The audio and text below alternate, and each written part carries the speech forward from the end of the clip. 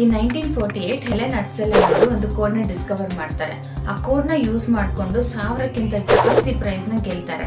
So including a big bungalow. So ಏನದು secret? So ಏನ್ code ಅವರು ಡಿಸ್ಕವರ್ ಮಾಡಿದ್ದು? ಆ 4 ಸ್ಟೆಪ್ ಫಾರ್ಮುಲಾ ಸ್ಪೆಕ್. ಸ್ಪೆಕ್ ಅಂದ್ರೆ selected, projected, expected, collected. So ಹೇಗೆ ಸ್ಪೆಕ್ ವರ್ಕ್ ಆಗುತ್ತೆ? Selected, get crystal clear about what you want. ಅಂದ್ರೆ ನಿಮ್ಗೆ ಏನ್ ಬೇಕು ಅನ್ನೋದು ಸ್ಪಷ್ಟವಾಗಿ ನಿಮಗೆ ಗೊತ್ತಿರಬೇಕು. Projected, visualise your success as if it's already yours. Success ನಿಮ್ಗೆ ಆಲ್ರೆಡಿ ಸಿಕ್ಕಿದೆ ಅಂತ ನೀವು ಇಮ್ಯಾಜಿನ್ ಮಾಡ್ಕೋಬೇಕು. Expected, believe in it completely, doubt blocks manifestation. Complete ಆಗಿ ನಾವು ಬಿಲೀವ್ ಮಾಡಬೇಕು.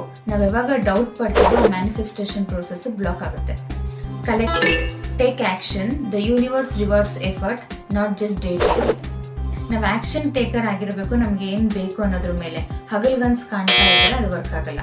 ಸೊ ಹೆಲೆನ್ ಅವ್ರ ಸ್ಟೋರಿ ಏನ್ ಪ್ರೂವ್ ಮಾಡುತ್ತೆ ಅಂದ್ರೆ it's a powerful truth, thought become things. So ಇದನ್ನ ನ್ಯೂರೋ ಸೈನ್ಸ್ ಕನ್ಫರ್ಮ್ ಮಾಡಿದೆ. ವಿಜುವಲೈಸೇಷನ್ ಅನ್ನೋದು ನಮ್ಮ ಬ್ರೈನ್ ನ ರಿವೈರ್ ಮಾಡುತ್ತೆ.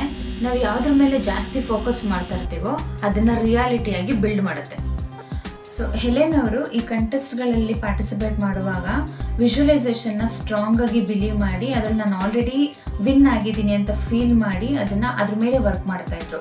ಸೊ ಹಾಗಾಗಿ ಅವರು 1000ಕ್ಕಿಂತ ಜಾಸ್ತಿ ಪ್ರೈಸಸ್ ನ ಗೆಲ್ಲೋದಕ್ಕೆ ಸಾಧ್ಯ ಆಗಿತ್ತು.